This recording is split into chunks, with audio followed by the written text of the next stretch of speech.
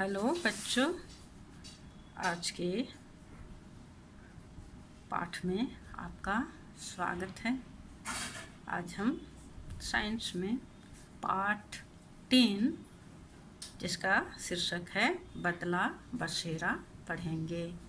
इस पाठ में समलू भाई के बारे में पढ़ेंगे। समलू भाई कौन है और वह क्या करता है, कहाँ रहता है, इसके बारे में हम लोग पढ़ेंगे। तो समलू भाई देखिए, समलू अपनी बेटी जया के साथ और उसका बेटा बबलू के साथ रहता है। एक दिन की बात है, समलू अपनी बेटी जया के साथ दरवाजे की चौखट पर बैठे हुए अपना बेटा बबलू का इंतजार कर रहा था। वह रात होने पर भी अब तक घर नहीं लौटा था। करीब 2 साल पहले समलू भाई का यह परिवार गोला गांव में रहता था और अब वह कोलकाता में आकर रहता है। एक दूर के रिश्तेदार कोलकाता में रहते हैं और उन्हीं की मदद से वह यहाँ पर आया है और वहाँ पर वह मछली पकड़ने के जालों की मरम्मत करने का काम शुरू करता है, जिससे उसकी कुछ आमदनी हो जाती है और अपना घर का खर्चा चलाता है। पर उतना काफ़ी नहीं था, क्योंकि उन्हें घर का किराया देना था, खाना दवाई आदि में खर्च करना पड़ता था, यहाँ पानी भी खरीदना पड़ता था। इसलिए मजबूर होकर वह अपना छोटा बेटा को भी काम करने के लिए भेजता है। छोटा बेटा बबलू मछली की मंडी में काम करने जाता है। छोटा बेटा बबलू भी काम करता है। कहाँ काम करता है? मछली मंडी में। वह सुबह 4 बजे ही चला जाता है मछली मंडी में और 7 बजे तक वहाँ काम करते रहता है। वहाँ उसको मछलियों को साफ करने का काम मिला तथा छोटी मछली और बड़ी मछली को छांटकर अलग करने का काम था। बबलू क्या काम करता था मछली मंडी में? छोटी और बड़ी मछलियों को अलग करके छांट करके उनको साफ करने का काम था। इसके बाद वह घर आता और थोड़ी देर सोकर फिर शाम को सब्जी मंडी में चला जाता है। कभी वह रेलवे स्टेशन में जाकर खाली बोतलें ढूंढकर कबाड़ी वाले को बेचता है और कभी और कुछ काम करता है। जैसे तैसे उनकी ज़िंदगी चल रही थी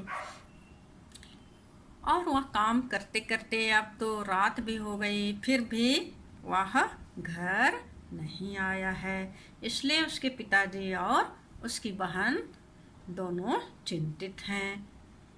जया खिड़की से ही पड़ोसी के टेलीविज़न पर चित्रहार देख रही है। जया अपनी खिड़की से ही अपने पड़ोसी के घर की तरफ जो खिड़की है उसमें क्या देख रहा है? टेलीविज़न देख रही है। उसको दिखाई दे रहा है, चित्रहार देख रही है।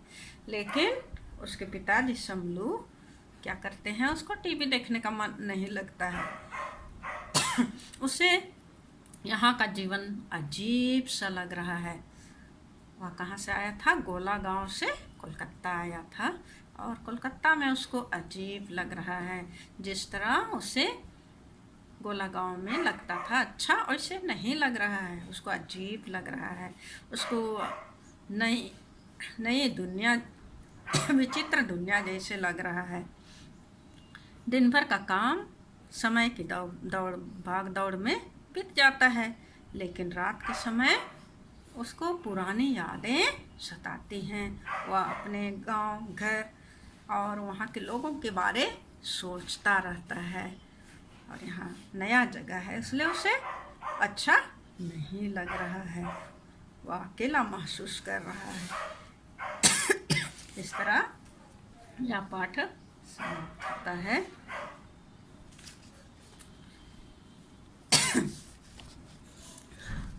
कुछ प्रश्नों के उत्तर हम देखेंगे। समलू भीड़ में रहकर भी क्यों अकेला महसूस कर रहा था? क्यों अकेला महसूस कर रहा था? समलू भाई और उसका परिवार गोला गांव से कोलकाता आया था। वहाँ उसके लिए जगह नहीं थी, उसके परिचित लोग अधिक नहीं थे। उसका बेटा बबलू भी रात होने पर भी घर नहीं लौटा था। समलू का मन टेलीविज़न देखने में भी नहीं लगता था।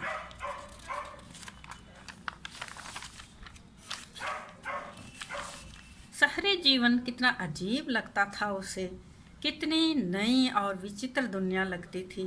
दिन भर का समय भाग दौड़ में चला जाता था, शाम पुरानी यादों को लेकर आती थी।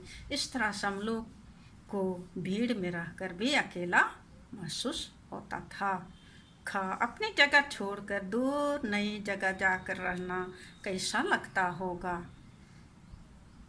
उत्तर, अपनी जगह छोड़कर दूर नई जगह जाकर रहना अजीब सा लगता है होगा। सब कुछ नया लगता होगा, अनजान लगता होगा, मित्र नहीं मिलते होंगे, बहुत सी समस्याएं होती होंगी। समलू जैसे परिवार शहरों में क्यों आते होंगे? समलू जैसे परिवार शहरों में काम की तलाश में आते होंगे, क्योंकि गांव में उन्हें काम करने और जीने खाने के कोई साधन नहीं होते होंगे।